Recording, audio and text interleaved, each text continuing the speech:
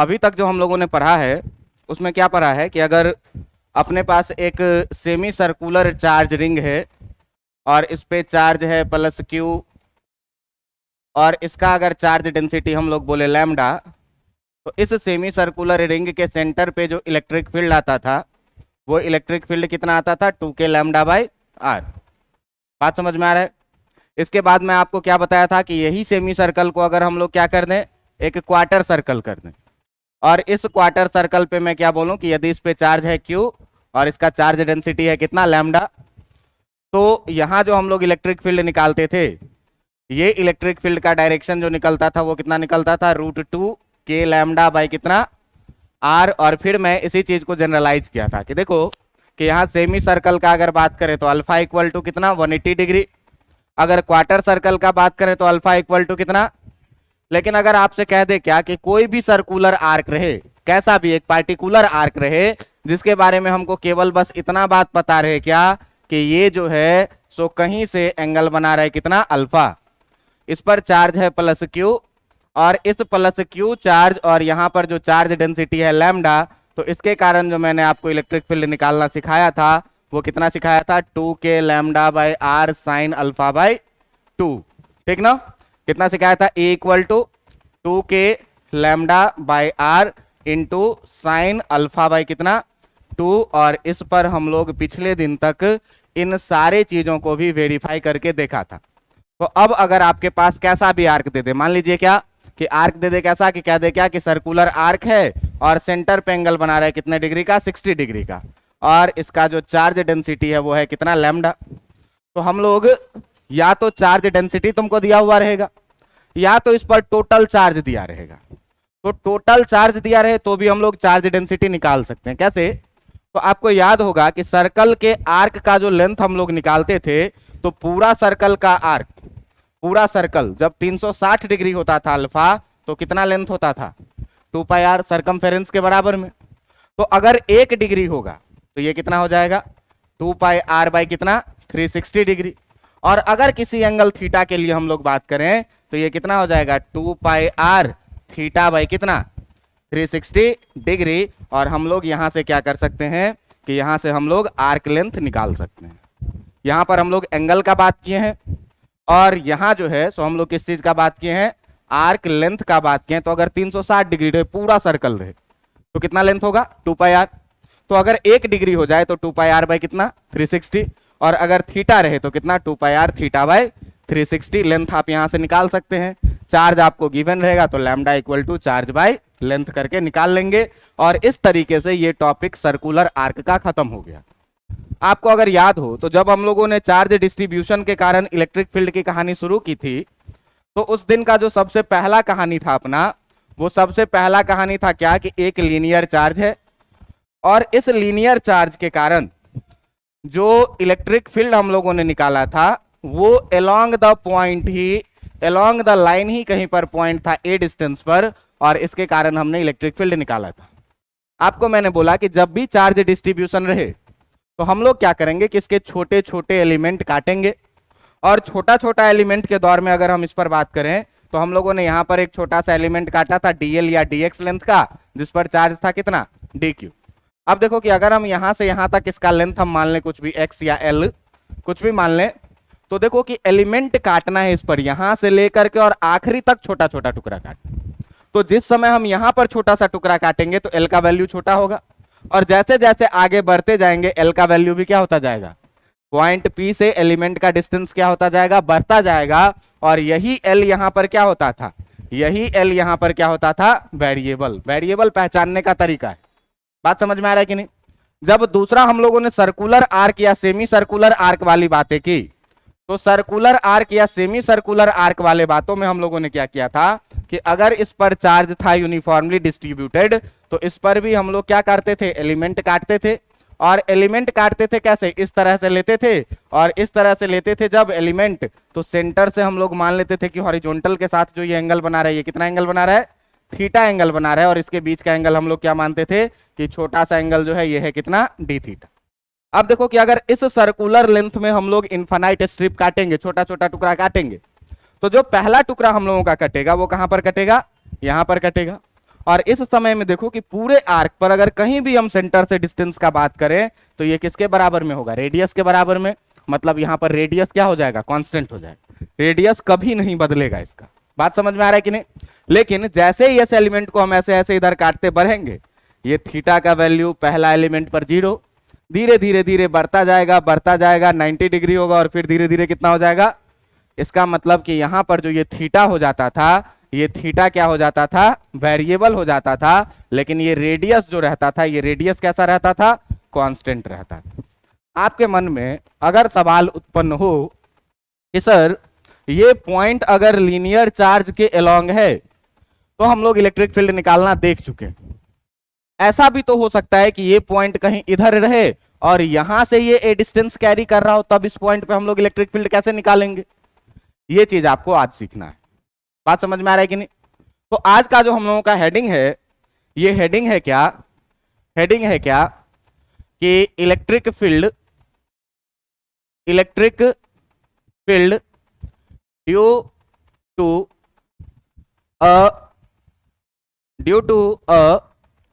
Straight charged body, या इसको आप लीनियर चार्ज बॉडी भी बोल सकते हैं। Due to a straight charge body या फिर linear charge body at a distance a from it, at a distance a from it. देखिए कि अगर आप लोग मैथ्स पढ़े होंगे थोड़ा बहुत, तो जब भी हम लोग डिस्टेंस का बात करते हैं किसी लाइन से, तो वो परपेंडिकुलर डिस्टेंस होती है। मान लो कि अगर ये लाइन है और यहां पर एक पॉइंट हम P का कंसीडर करें, तो इस लाइन का इस पॉइंट से बहुत सारा डिस्टेंस हो सकता है, सारा डिस्टेंस अलग अलग है। बात समझ में आ रहा है कि नहीं। लेकिन जब भी हम बात करें कि इस पॉइंट P से इस लाइन का डिस्टेंस, तो हम लोग किस डिस्टेंस को कवर करेंगे, OP को, परपेंडिकुलर डिस्टेंस को। बात समझ में आ रहा है कि नहीं। तो जब भी डिस्टेंस का बात किया जाए तो हम लोगों को कैसा डिस्टेंस सोचना है, परपेंडिकुलर डिस्टेंस के बारे में ही सोचना है। फिलहाल आपके पास जो अभी दिया हुआ है, वो दिया हुआ है क्या, कह रहा है क्या कि आपके पास एक लीनियर चार्ज बॉडी है। इस लीनियर चार्ज बॉडी के बारे में आपको दिया हुआ है क्या कि इस लीनियर चार्ज बॉडी पर यूनिफॉर्मली चार्ज डिस्ट्रीब्यूटेड है। जब यूनिफॉर्मली चार्ज इस पर डिस्ट्रीब्यूटेड है तो आपको ज्यादा से ज्यादा दिया रहेगा, ये अगर फाइनाइट है तो इसका लेंथ क्या कह देगा कि L, और इस पर जो चार्ज है वो है कितना, Q। बात समझ में आ रहा है कि नहीं। अब तुमको अगर लीनियर चार्ज डेंसिटी निकालना रहे तो L upon Q upon L कर दोगे, total charge by total length. सवाल क्या कह रहा है कि इस लाइन से, इस लीनियर चार्ज से ए डिस्टेंस पर कहीं भी हो सकता है, ऊपर नीचे बीच में आगे पीछे कहीं भी। बात समझ में आ रहा है कि नहीं। कह रहा है क्या कि ए डिस्टेंस पर कोई एक पॉइंट P है और इस पॉइंट P पर आप बताइए कि इलेक्ट्रिक फील्ड कितना होगा। बात समझ में आ रहा है कि नहीं। जरा सा मान लो क्या कि अगर हम लोगों ने किया क्या है अभी तक में, तो हम लोगों ने अभी तक में किया क्या है कि लेट अ स्ट्रेट कंडक्टर, माना क्या है कि एक स्ट्रेट कंडक्टर है जिसके पास चार्ज है क्या, Q, having charge Q, and इसका जो लेंथ है, और इसका जो लेंथ है वो कितना है, L। बात समझ में आ रहा है कि नहीं। अगर हम लोगों को कभी जरूरत पड़ेगा लीनियर चार्ज डेंसिटी का, तो यहां पर हम लोग लीनियर चार्ज डेंसिटी इसका कैलकुलेट कर सकते हैं। और लीनियर चार्ज डेंसिटी के लिए अगर हम लोग बात करें तो लीनियर चार्ज डेंसिटी मैंने आपको पढ़ाया हुआ है क्या कि लैम्डा होता है total charge on the body by total length of the body. तो टोटल चार्ज बॉडी पर कितना है भाई, और इसका लेंथ कितना है, यही क्या हो जाएगा इसका लीनियर चार्ज डेंसिटी। बात समझ में आ रहा है कि नहीं। अब देखो कि इसका दो टर्मिनल है, दोनों टर्मिनल से हम लोग मान लेते हैं क्या कि ये पॉइंट P जो है, ये पॉइंट P जो है, ये इधर से मान लो क्या कि जो एंगल बना रहा है, ये वाला एंगल, इस एंगल को हम लोग थोड़ा देर के लिए मान लेते हैं θ1। बात समझ में आ रहा है कि नहीं। और यहां से जो ये दूसरा टर्मिनल एंगल बना रहा है, इस एंगल को हम लोग थोड़ा देर के लिए क्या मान लेते हैं कि ये जो एंगल है आपका, ये है एंगल कितना, θ2। बात समझ में आ रहा है कि नहीं।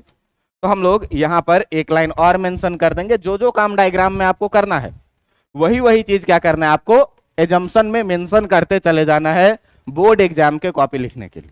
बात समझ में आ रहा है कि नहीं। तो हम लोग क्या करेंगे, हम लोग करेंगे क्या कि let the terminals of conductor कि जो अपने कंडक्टर का टर्मिनल है makes angle θ1 and θ2 with horizontal in opposite direction. आप ध्यान से देखेंगे तो जो दोनों एंगल बना हुआ है θ1 और θ2 वो अपोजिट डायरेक्शन में हॉरिजॉन्टल के साथ, ये है हॉरिजॉन्टल लाइन। और हॉरिजॉन्टल लाइन के साथ अगर हम लोग बात करें तो तुम ध्यान से देखना कि ये जो θ1 है हॉरिजॉन्टल के साथ ये क्लॉकवाइज डायरेक्शन में, और जो θ2 है वो एंटी क्लॉकवाइज डायरेक्शन। बात समझ में आ रहा है कि नहीं? मतलब अगर θ1 को हम इधर मेजर करेंगे, आप देखेंगे कि एरो लगा करके भी मैंने दिखाया है कि अगर θ1 को हम लोग इस डायरेक्शन में मेजर कर रहे हैं तो θ2 को इसके अपोजिट डायरेक्शन में मेजर कर रहे हैं। बात समझ में आ रही है कि नहीं आ रही है? तो θ1 और θ2 जो है ये दोनों अपोजिट डायरेक्शन में। इसका मतलब कि अगर मुझे कभी जरूरत पड़े तो θ1 को क्लॉकवाइज डायरेक्शन में अगर मैं पॉजिटिव लूंगा तो θ2 को नेगेटिव लेना पड़ेगा। वैसे अगर आपको याद हो तो मैंने कभी आपको बताया है कि जब हम लोग एंगल को क्लॉकवाइज डायरेक्शन में मेजर करते हैं तो, और जब एंटी क्लॉकवाइज डायरेक्शन में मेजर करते हैं तो पॉजिटिव लेते हैं। जैसे कि अगर ये एक्स एक्सिस है और यहां से एंगल का हम लोग बात करेंगे इस एंगल थीटा का, तो ये एंटी क्लॉकवाइज डायरेक्शन, तो इसको कैसा लेंगे? पॉजिटिव। और जब इधर के तरफ मेजर करेंगे तो इसको कैसा लेंगे? नेगेटिव, क्योंकि ये क्लॉकवाइज डायरेक्शन में। बातें समझ में आ रही है कि नहीं आ रही है? खैर इधर हम लोग अपोजिट डायरेक्शन का बात करेंगे तो किसी एक को अगर पॉजिटिव लेंगे तो दूसरे को क्या ले लेंगे? नेगेटिव, क्योंकि अपोजिट डायरेक्शन में। बात समझ में आ रहा है कि नहीं? अब देखो कि यहां से काम करने वाला काम है क्या?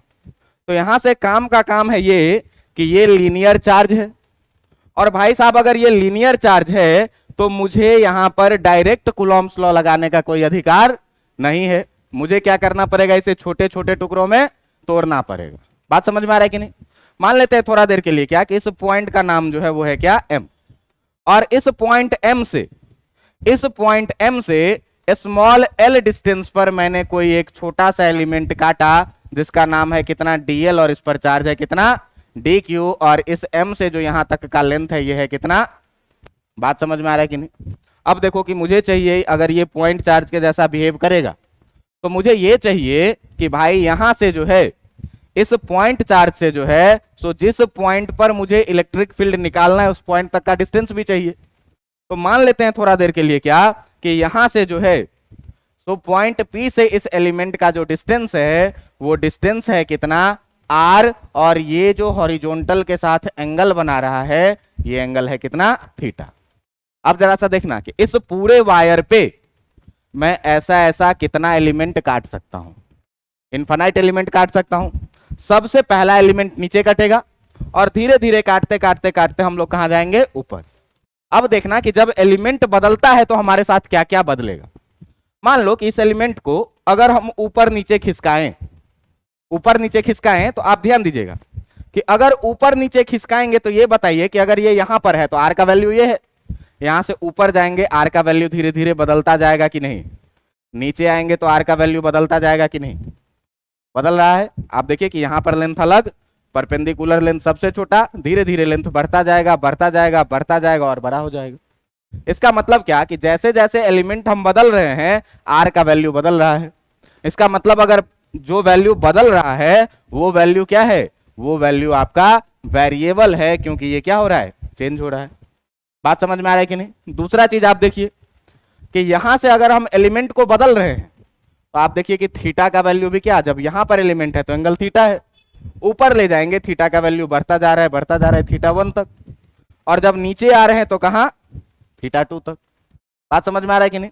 तो अगर हम नीचे के एंगल को मान लो थोड़ा देर के लिए माइनस में ले लें तो माइनस में ले लेंगे तो एंगल कहां से? -θ2 से लेकर के और कहां तक जा रहा है? +θ1 तक।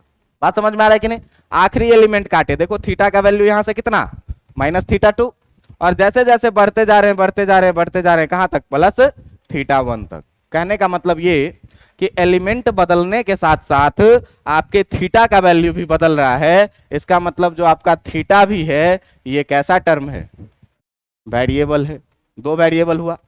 तीसरा चीज ये देखो कि अगर भाई साहब हम एलिमेंट को ऊपर ले जाएंगे तो ये जो स्मॉल l है इसका वैल्यू भी तो बढ़ता जाएगा, और अगर हम नीचे ले आएंगे तो इस स्मॉल l का भी वैल्यू क्या होता जाएगा? घटता जाएगा। इसका मतलब क्या कि ये एल भी जो है यहां पर ये क्या है, वेरिएबल है। अभी तक जो एक वेरिएबल रहता था हमारे केसेस में, वो अब तीन तीन वेरिएबल, आपको यहां पर एल वेरिएबल रहता था, यहां पर थीटा वेरिएबल रहता था। लेकिन जो अगला केस है हमारा, उस अगले केस में हम क्या देख रहे हैं कि तीन तीन वेरिएबल है। अब इस तीन तीन वेरिएबल को हम लोग कैसे ऑपरेट करें, ये सीखना यहां पर मोस्ट इंपॉर्टेंट चीजें हैं। बात समझ में आ रहा है कि नहीं? तो मैंने आपको अभी तक क्या बताया है कि एक भाई साहब अपने पास लीनियर चार्ज है जिसका लेंथ एल और इस पर चार्ज है कितना, क्यू। इस पर मैंने एक छोटा सा एलिमेंट काटा है, छोटा सा एलिमेंट डीएल लेंथ का है जो डीक्यू चार्ज होगा इस पर, और ये फुट ऑफ परपेंडिकुलर से कितने डिस्टेंस पर है, एल डिस्टेंस पर है, और हॉरिजॉन्टल के साथ कितना एंगल बना रहा है, थीटा एंगल। बात समझ में आ रहा है कि नहीं?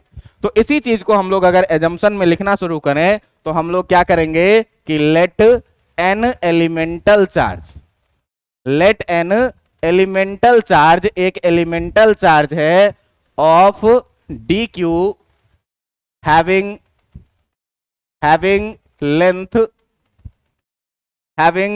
लेंथ जिसका लेंथ है कितना, जिसका लेंथ है कितना, dl at a distance small l from the foot of perpendicular, कि जो फुट ऑफ परपेंडिकुलर है वहां से l डिस्टेंस पर एक चार्ज एलिमेंट dq हमने काटा है जिसका लेंथ है कितना, dl। और साथ में ये भी पता है क्या कि ये जो एंगल बना रहा है, making an angle theta with horizontal, कि जो हॉरिजॉन्टल के साथ कितना एंगल बना रहा है, हॉरिजॉन्टल के साथ कितना एंगल बना रहा है भाई, थीटा एंगल बना रहा है। अब जरा सा ये बताओ कि यहां पर चार्ज dq पॉइंट चार्ज के जैसा बिहेव करेगा कि नहीं करेगा? करेगा। पॉइंट चार्ज से इस पॉइंट P तक का डिस्टेंस कितना है, r। तो चार्ज पता है, डिस्टेंस पता है, तो यहां पर छोटा सा इलेक्ट्रिक फील्ड निकाल सकते हैं कि नहीं निकाल सकते हैं? ये बताओ कि ये बॉडी पॉजिटिवली चार्ज बॉडी है कि negatively charge body? Positively charge body के कारण electric field away from the charge होगा कि टुवर्ड्स द चार्ज होगा? अवे फ्रॉम द चार्ज होगा। इसका मतलब ये हुआ क्या कि अगर ये इलेक्ट्रिक फील्ड इसके कारण मैं बात करूं तो ये टुवर्ड्स द चार्ज नहीं होगा, किधर होगा, अवे फ्रॉम द चार्ज होगा। और चूंकि ये बहुत छोटा इलेक्ट्रिक फील्ड है इसीलिए इसका नाम हम लोग क्या रखेंगे, डीई रखेंगे। आपको इतनी बातें समझ में आ रही है कि नहीं आ रही है? अगर मैं कोशिश करूं क्या कि थोड़ा सा इस लाइन को एक्सटेंड कर लेने का, अगर मैं कोशिश करूं थोड़ा सा इस लाइन को एक्सटेंड कर लेने का, तो आप देख पाएंगे कि ये थीटा और ये वाला एंगल वर्टिकल अपोजिट एंगल है। तो जब ये वर्टिकल अपोजिट एंगल है भाई, तो अगर ये एंगल थीटा है तो ये भी एंगल कितना हो जाएगा? कोई आपत्ति है क्या? नहीं कोई आपत्ति है। अब हम लोग इस छोटे से एलिमेंट के कारण चाहते हैं क्या कि इलेक्ट्रिक फील्ड लिखे। तो अगर हम लोग बात करेंगे किस चीज का, इलेक्ट्रिक फील्ड का, electric field due to elemental charge, due to elemental charge, जो मैंने एलिमेंटल चार्ज लिया है dq, उसके कारण अगर हमको इलेक्ट्रिक फील्ड लिखना पड़ेगा तो dE equal to k, charge है कितना dq और डिस्टेंस है कितना, लिखेंगे कि नहीं लिखेंगे, k q by r square. ये हो गया क्या, dE का वैल्यू। इतनी बातें समझ में आ रही है? अब जरा सा ध्यान देना, कि ये dE को हम लोग दो रेक्टेंगुलर कंपोनेंट में घुमा सकते हैं। पहला कंपोनेंट जिसके साथ थीटा लगा हुआ उसके साथ क्या लेना है, कॉस थीटा, और जिसके साथ थीटा नहीं लगा हुआ उसके साथ, बोलो, जिसके साथ थीटा लगा हुआ उसके साथ, और जिसके साथ थीटा नहीं लगा हुआ उसके साथ। तो भाई साहब अगर इसको रिजोल्यूट करवाएंगे तो ये बताइए कि इसके साथ थीटा लगा हुआ है, तो इसके साथ जो थीटा लगा हुआ है इसको हम लोग क्या बोलेंगे, dE cos थीटा। और अगर इसको x डायरेक्शन मान लें तो इसको थोड़ा देर के लिए dEx बोल सकते हैं कि नहीं बोल सकते हैं? बोल सकते हैं।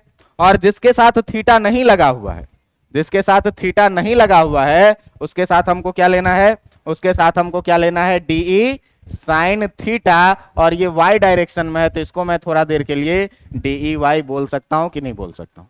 इतनी बातें आपके समझ में आ रही है कि नहीं आ रही है?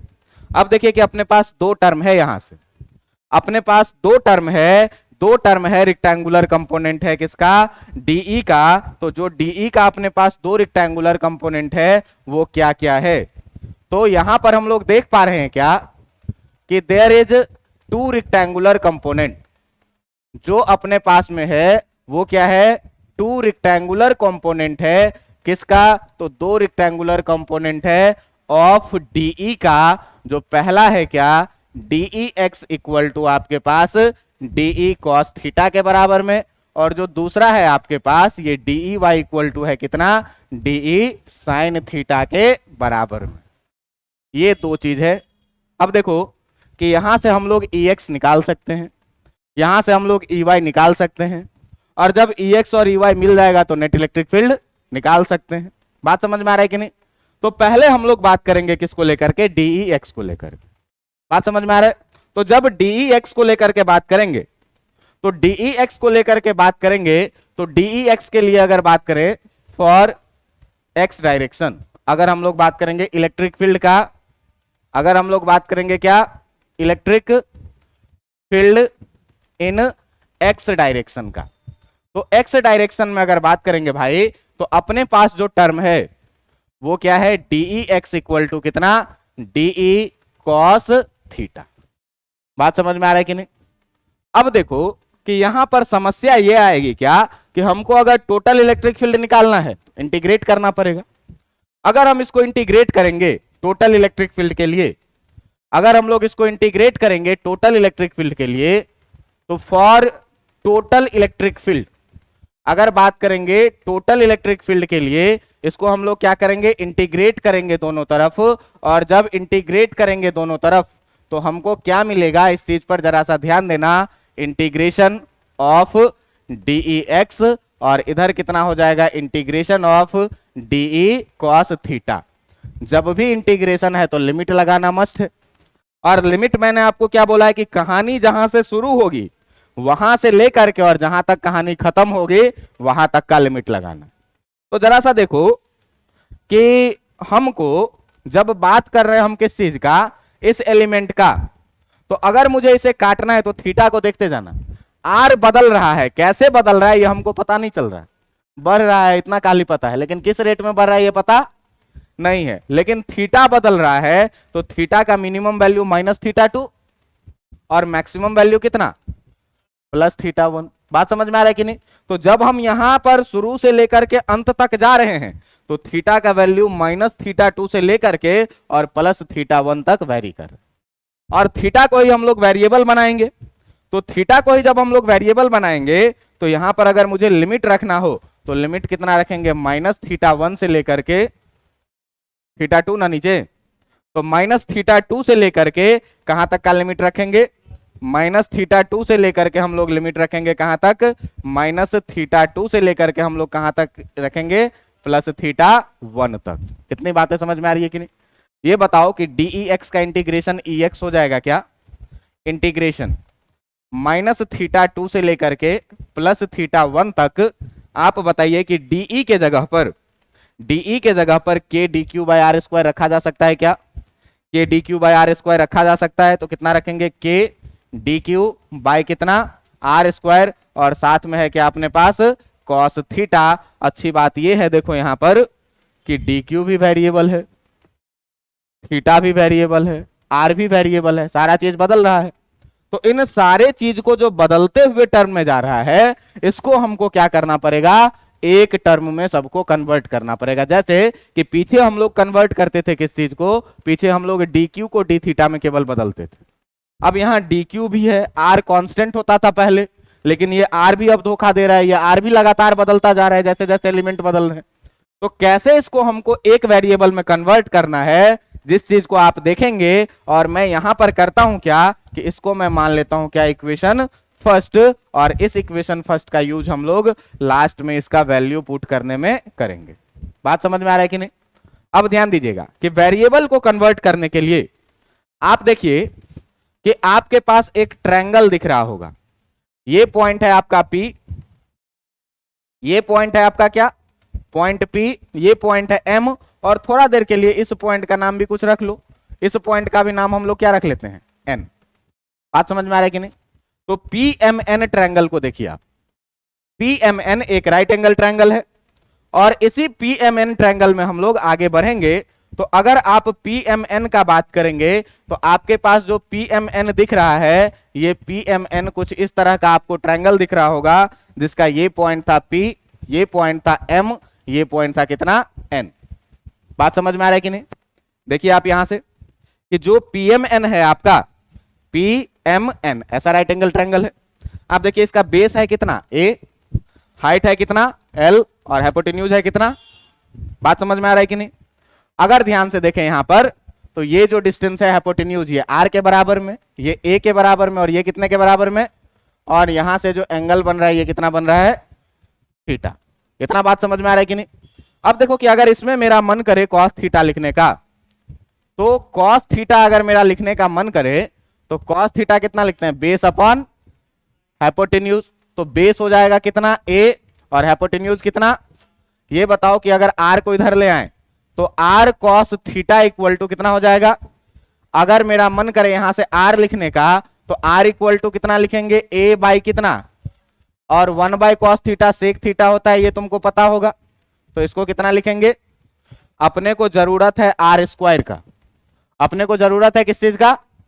तो अगर हम इसको स्क्वायर करेंगे भाई, तो अगर हम इसको स्क्वायर करेंगे तो ये कितना हो जाएगा, ए स्क्वायर सेक स्क्वायर थीटा। बात समझ में आ रहा है कि नहीं? अब ध्यान से देखना कि आर बदल चुका है थीटा में, ए कांस्टेंट है, ए कभी बदलेगा नहीं। क्यों कि ए जो है सो इस वायर से आपका परपेंडिकुलर डिस्टेंस है, जो कि हमेशा ही फिक्स रहेगा, ए कभी नहीं बदल रहा है।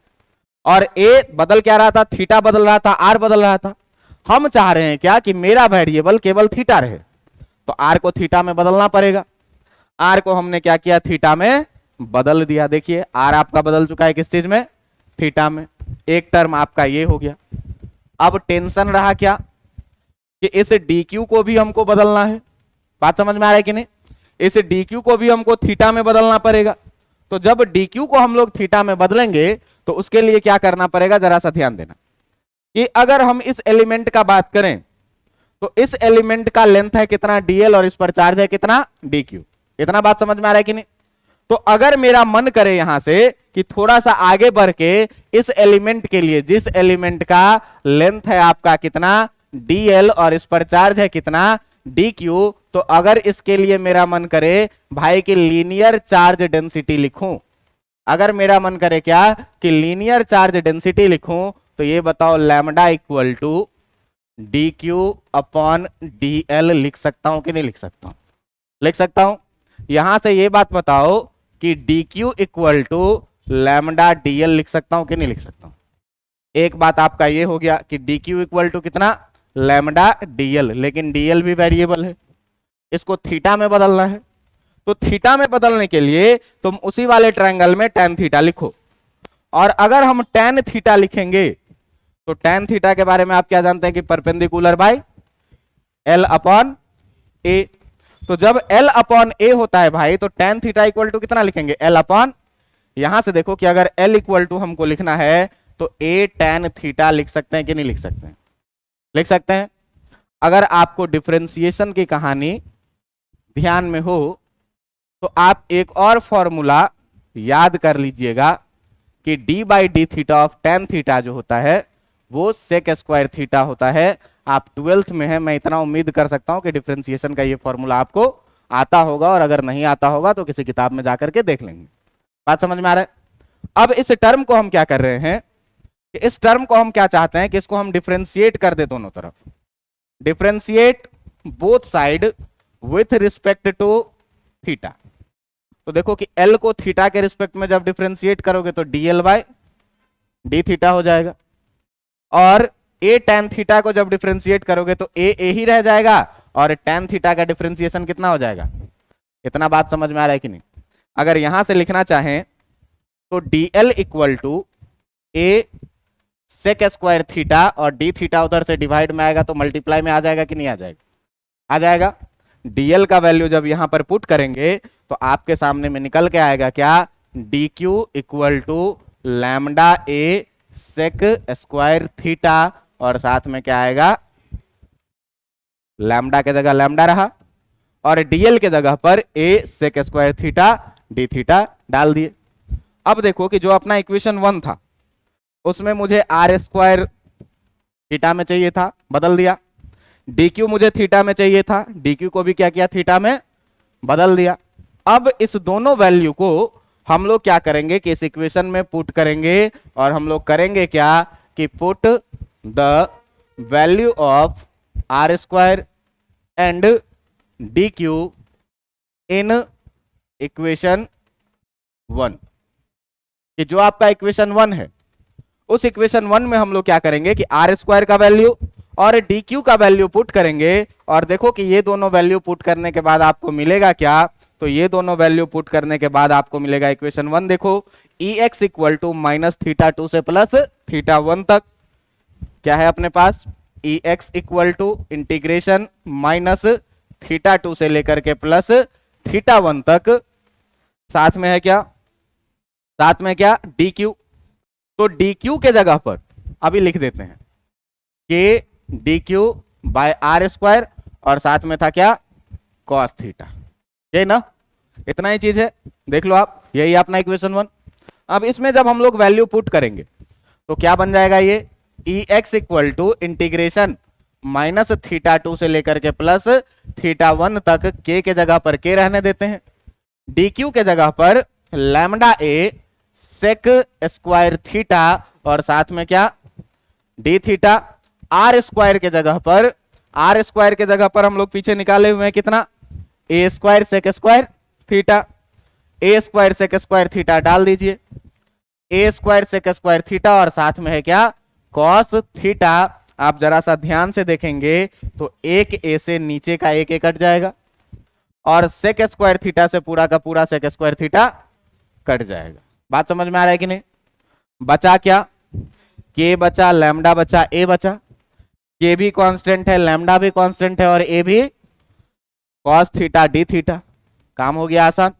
तो जो अपने पास फाइनली बच रहा है चीज, वो फाइनली बच रहा है चीज क्या, ई एक्स इक्वल टू के लैम्डा बाई ए को मैं बाहर कर ले रहा हूं, इंटीग्रेशन माइनस थीटा 2 से लेकर के प्लस थीटा 1 तक, कितना बचा कॉस थीटा डी थीटा।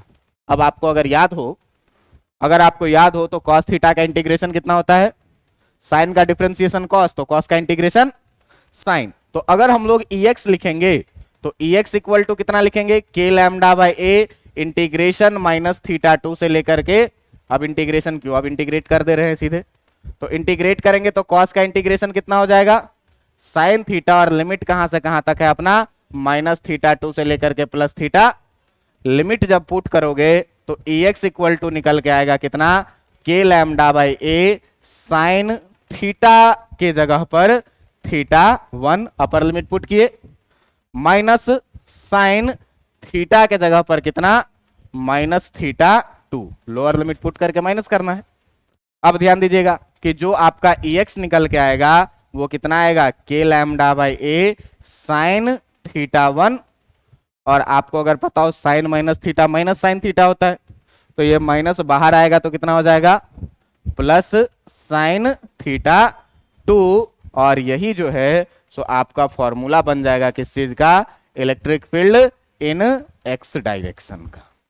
इतनी बातें समझ में आई कि नहीं आई। अब सवाल है क्या कि ई वाई भी निकालना है अपने को। तो अगर हम लोग बात करेंगे electric field in y direction का, तो अगर हम लोग बात करेंगे electric field in y direction का, तो ध्यान देना कि जब बात करेंगे इलेक्ट्रिक फील्ड का किस चीज में, electric field in y direction, तो वाई डायरेक्शन वाली चीजों को लेकर के बढ़ने के लिए हम लोगों के पास है क्या, E y equal to d E, क्या चीज, साइन थीटा। आप देखिए कि पहले हम लोगों ने क्या निकाला था, ई वाई इक्वल टू कितना, d E sine theta. X वाला कंपोनेंट पर काम कर लिए थे, अब वाई कंपोनेंट पर जब काम कर रहे हैं तो d E y equal to है अपने पास कितना, d E y equal to है कितना, डी ई साइन थीटा। फिर से इसको हम लोग क्या करेंगे, इंटीग्रेट करेंगे। तो जब इसको इंटीग्रेट करोगे दोनों तरफ, इंटीग्रेटिंग बोथ साइड, इसको हम लोग क्या कर रहे हैं, दोनों तरफ जब इंटीग्रेट करेंगे तो दोनों तरफ इंटीग्रेट करने पर हमको मिलेगा क्या, इधर मिल जाएगा integration of d E y, और इधर मिल जाएगा integration of d E sine theta. Limit वही रहेगा, कहां से कहां तक, माइनस थीटा 2 से लेकर के प्लस थीटा 1 तक। डीई का वैल्यू जब फिर से रखेंगे तो ई वाई इक्वल टू कितना हो जाएगा, इंटीग्रेशन माइनस थीटा 2 से लेकर के प्लस थीटा 1 तक। डी के जगह पर था अपना क्या, k d q by r square, और साथ में क्या रहेगा, और साथ में क्या रहेगा, साइन थीटा। देखो डी क्यू को भी मैंने थीटा में बदल के रखा है पीछे, आर स्क्वायर को भी पीछे थीटा में बदल के रखा है। तो जब यहां पर डी क्यू और आर स्क्वायर का वैल्यू हम लोग पुट करेंगे तो आपको मिलेगा क्या, आपको मिलेगा क्या, E y equal to integration minus theta 2 से लेकर के प्लस थीटा 1 तक, के के जगह पर के, और डी क्यू के जगह पर देखिए हम लोगों ने क्या निकाल के रखा हुआ है, डी क्यू के जगह पर हम लोगों ने निकाल के रखा हुआ है lambda A sec square theta D theta, lambda A sec square theta D theta. तो जब वैल्यू पुट करेंगे lambda A sec square theta D theta upon R square के जगह पर हम लोगों ने कितना निकाल के रखा हुआ है, ए स्क्वायर सेक स्क्वायर थीटा और साथ में कितना, साइन थीटा। आप फिर से यहां ध्यान से देखेंगे कि आपका ए से एक स्क्वायर खत्म, सेक स्क्वायर से सेक स्क्वायर थीटा खत्म, और के लैम्डा बाई ए कांस्टेंट हो जाएगा। तो आपका जो ई वाई बचेगा वो के लैम्डा बाई ए को करिए बाहर, इंटीग्रेशन साइन थीटा और साथ में कितना, केवल साइन थीटा और डी थीटा बच रहा है। कहां से कहां तक, माइनस थीटा 2 से लेकर के प्लस, इतना में कोई आपत्ति नहीं होना चाहिए। अब अगर देखोगे ई वाई इक्वल टू, तो के लैम्डा बाई ए, साइन का इंटीग्रेशन कितना हो जाएगा, माइनस थीटा 2 से लेकर के कहां तक, प्लस। अब ध्यान से देखना कि ई वाई इक्वल टू के lambda by A, upper limit डालोगे तो माइनस कॉस थीटा 1 है ना, और माइनस ऑफ माइनस करोगे तो प्लस कॉस माइनस थीटा 2। आप अगर 11th थोड़ा ठीक ठाक से पढ़े होंगे तो आपको पता होगा कि cos minus theta cos theta के बराबर ही रह जाता है।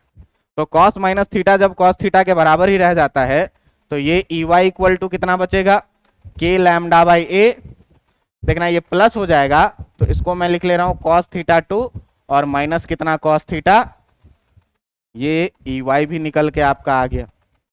तो अगर ई एक्स और ई वाई मिल गया तो ई नेट निकालने के लिए तो मैंने आपको सिखाया ही हुआ है, ई नेट निकालने के लिए मैंने आपको क्या सिखाया हुआ है, रूट अंडर ई एक्स का x square plus E y का, बात समझ में आ रहा है कि नहीं आ रहा है, ई नेट निकल के आ जाएगा। लेकिन ध्यान देना कि ये पूरी कहानी पढ़ाने के पीछे का मकसद जो था, ये मकसद केवल ये फॉर्मूला आपको रटवाना नहीं था, ये फॉर्मूला आपको दिखाना नहीं था। यहां से आपका क्या होगा कि बहुत सारा बुद्धि आपका खुला होगा कि how to convert multiple variables in single variable. जब बहुत सारा वेरिएबल है हमारे पास, डीएल वेरिएबल है, आर वेरिएबल है, थीटा वेरिएबल है, तो ऐसे केसेस में हम लोग सारे वेरिएबल को एक वेरिएबल में कैसे कन्वर्ट कर रहे हैं, बात समझ में आ रहा है कि नहीं। बहुत सारा जुगाड़ लगाए थे बीच में, है ना।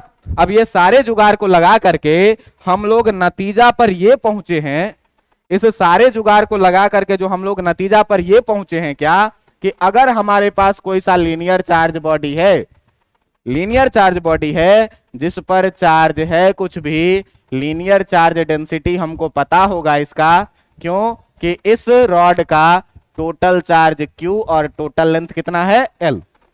यहां से A डिस्टेंस पर, यानी कि अगर यहां से परपेंडिकुलर डिस्टेंस है A पर कोई पॉइंट है P, तो इस पॉइंट P के बारे में अगर हम लोग बात करेंगे, अगर इस पॉइंट P के बारे में हम लोग बात करेंगे तो इस पॉइंट P से अगर ऊपर वाला टर्मिनल जो एंगल बना रहा है वो एंगल था कितना, थीटा 1, और नीचे देख लो ध्यान से क्या था, ऊपर वाला था क्या,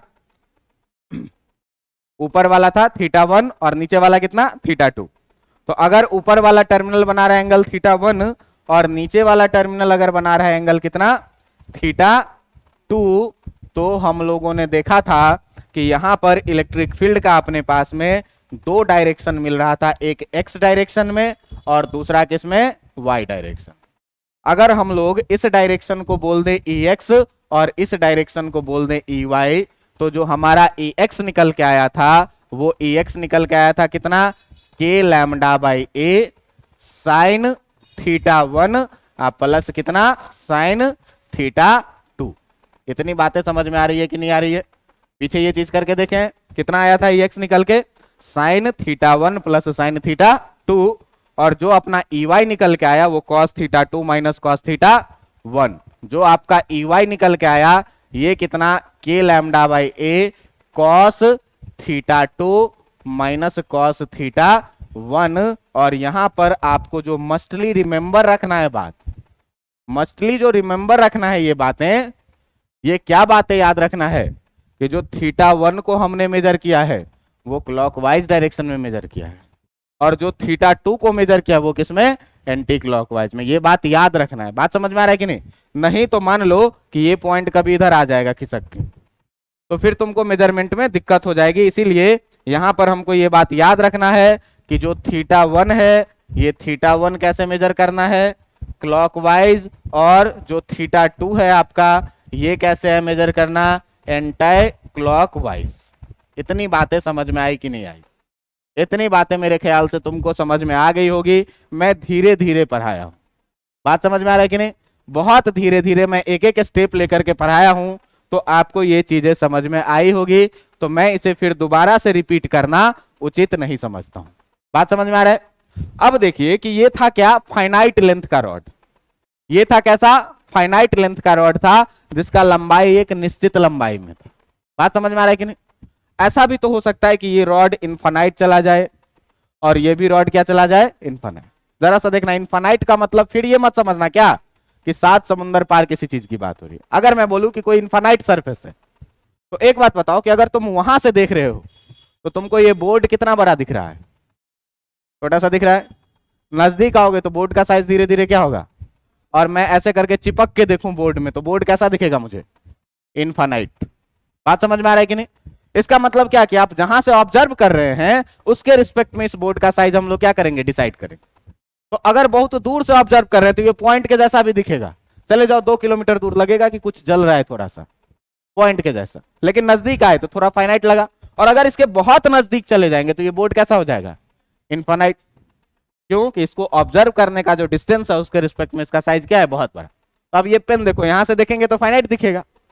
ये पेन को मान लो कि ये लीनियर चार्ज बॉडी है और पॉइंट पी मेरा आंख है, तो अगर इसको हम दूर से देखेंगे तो ये फाइनाइट साइज का दिखेगा। लेकिन अगर इसको चिपका के एकदम नजदीक में ला लें तो अब क्या हो जाएगा, इसका मतलब कि अगर इस ए के रिस्पेक्ट में यहां से जो डिस्टेंस है ये ए के रिस्पेक्ट में अगर एल बहुत ज्यादा बड़ा हो जाए, ए रहे सेंटीमीटर में और एल रहे 20 मीटर। बात समझ में आ रहा है कि नहीं? ए रहे कितना, 1 सेंटीमीटर, और एल रहे कितना, 20 मीटर, तो इनफाइनाइट के जैसा कंसीडर होगा कि नहीं होगा? बात समझ में आ रहा है कि नहीं? तो हम लोगों को जो पढ़ना है मेनली चीजें, ये पढ़ना है क्या चीज, for infinite wires. For infinite wires कि अगर ये वायर जो रहे ये कैसा रहे, इनफाइनाइट वायर रहे। अगर ये इनफाइनाइट वायर रहे तब इलेक्ट्रिक फील्ड कैसे निकाला जाए। तो तुम्हारे मन में सवाल आ रहा होगा कि इनफाइनाइट लेंथ का वायर है तो चार्ज भी इनफाइनाइट होगा, और चार्ज इनफाइनाइट होगा तो इलेक्ट्रिक फील्ड भी इनफाइनाइट होगा। बात समझ में आ रहा है कि नहीं? ऐसा कुछ होता नहीं है। लेकिन इस चीज को पढ़ने से पहले आप मेरे साथ एक ऑब्जर्वेशन में आएंगे, और वो ऑब्जर्वेशन कहेंगे कि बताइए कि पैरेलल लाइंस कभी मिलती है कि नहीं मिलती है। वो मैथ्स में नहीं मिलती है, फिजिक्स में मिलती है। बात समझ में आ रहा है कि नहीं? पैरेलल लाइंस मैथ्स में नहीं मिलती है, लेकिन फिजिक्स में कहां पर, बहुत दूर जाने के बाद, इनफाइनाइट पर जाने के बाद। क्योंकि मैथ्स जो है सो रियल फैक्ट पर बात करता है। बात समझ में आ रहा है कि नहीं? लेकिन फिजिक्स जो प्रैक्टिकल नेचुरली हो रहा है उस पर बात करता है। आप रेलवे ट्रैक के बीच में खड़ा हो जाइए और ट्रेन आए और आपके ऊपर से नहीं गुजरे, तो आपको ऐसा दिखेगा कि बहुत दूर जाने के बाद धीरे धीरे पटरियों के बीच का डिस्टेंस क्या होता जा रहा है, और एक बहुत दूरी के बाद आपको लगेगा क्या कि दोनों पटरियां आपस में मिल चुकी है। तो पैरेलल लाइन से ट्रेन की 2 पटरियां, और वो इनफाइनाइट पर जाने के बाद हमको क्या लगती है कि मिल रही है। तो पैरेलल लाइंस कहां पर जाके मिलती है, इनफाइनाइट पर। बातें समझ में आ रही है कि नहीं? अब जरा सा देखना कि अगर बात करें क्या कि अपने पास जो है सो एक इनफाइनाइट लेंथ का रॉड है, और ये इनफाइनाइट लेंथ का जो वायर है, इस इनफाइनाइट लेंथ के वायर पर चार्ज रखा हुआ है कुछ भी, तो इनफाइनाइट लेंथ का वायर है तो चार्ज भी क्या होगा, इनफाइनाइट होगा। लेकिन जरा सा ये बताना कि अगर इसका चार्ज डेंसिटी लैम्डा है तो कहीं से भी हम 1 मीटर चार्ज उठाएंगे तो लैम्डा चार्ज मिलेगा, कहीं से भी 1 मीटर उठाएंगे तो लैम्डा मिलेगा। अब क्या कह रहा है कि ये इनफाइनाइट है। इनफाइनाइट का मतलब क्या कि माइनस इन्फिनिटिव से लेकर के कहां तक, प्लस इन्फिनिटिव तक। और कह रहा है क्या आपको कि इस इनफाइनाइट वायर से ए डिस्टेंस पर कोई सा पॉइंट है और इस पॉइंट पर आप मुझे बताइए कि इलेक्ट्रिक फील्ड कितना होगा। तो हम लोग करते क्या थे, थीटा 1 थीटा 2 कैसे डिसाइड करते थे भाई, यहां से एक टर्मिनल को मिला है, यहां से दूसरे टर्मिनल को मिला है।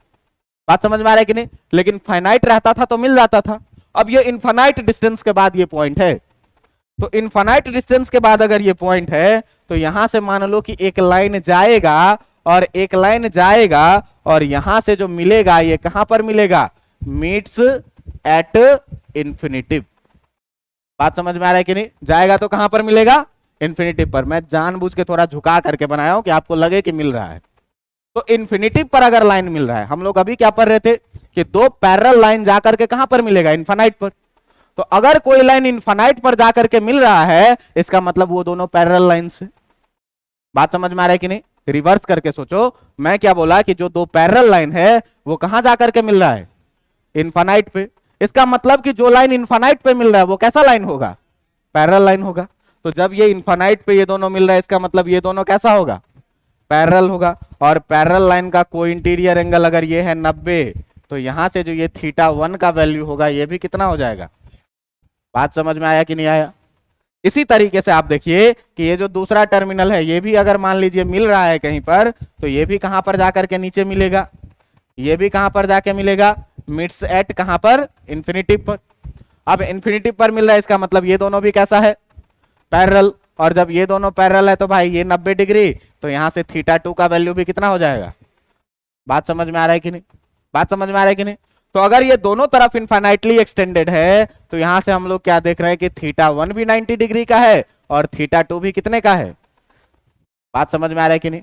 अब अगर हमको Ex लिखना है तो Ex इक्वल टू कितना लिखते हैं, k lambda by a sine theta 1 और प्लस कितना, साइन थीटा। बात समझ में आ रहा है कि नहीं? अब यहां से देखिए कि जो थीटा 1 का वैल्यू डालेंगे वो कितना डालेंगे, k lambda by a sine theta 1 के जगह कितना और साइन थीटा 2 के जगह भी कितना, साइन 90 डिग्री का वैल्यू कितना होता है, k लैम्डा बाई ए 1 + 1 और ये कितना हो जाएगा 2k लैम्डा बाई कितना 112 k लैम्डा बाई ए। बात समझ में आ रहा है कि नहीं? अगर EY निकालना है, अगर हमको EY का वैल्यू निकालना है तो EY हम लोग कितना पढ़े हैं, k lambda by A cos theta 2 minus cos theta 1। जरा सा ध्यान से देखना, k लैम्डा बाई ए के जगह यही रहने दो, कॉस थीटा 2 के जगह भी कितना, माइनस कॉस थीटा 1 के जगह भी कितना 90 डिग्री, यानी कि ये कितना हो जाएगा k lambda by A cos 90 का वैल्यू कितना, यानी कि ये कितना हो जाएगा k lambda by A into कितना। इसका मतलब कि जो EY का वैल्यू निकल के आ जाएगा वो कितना आ जाएगा। बात समझ में आया कि नहीं आया? अब इसी में ढेर सारा एनालिसिस होता है क्या, कि अगर ये एक ही तरफ, यहां से एक ही तरफ इनफाइनाइट हो, ये दोनों तरफ इनफाइनाइट है, एक ही तरफ अगर इनफाइनाइट हो, बात समझ में आ रहा है कि नहीं? एक तरफ फाइनाइट रहता है, यहाँ थीटा इक्वल टू 30 डिग्री दिया रहता है, तो जैसा सिचुएशन आता थीटा का वैल्यू पुट करते काम करते अपना। बात समझ में आ रहा है कि नहीं आ रहा है? तो ये आज का एक थ्योरी का बहुत ही इंपॉर्टेंट कॉन्सेप्ट था। और इस कॉन्सेप्ट के बाद आप देख रहे हैं क्या कि जैसे जैसे केस मेरा बढ़ता जा रहा है वैसे वैसे इलेक्ट्रिक फील्ड निकालना एनालिटिकल मेथड से लेंदी होता जा रहा है। तो इसी लेंदीनेस को कम करने के लिए एक बहुत ही इंपॉर्टेंट लॉ आता है आपके इलेक्ट्रोस्टैटिक्स में जिसका नाम है गॉस लॉ।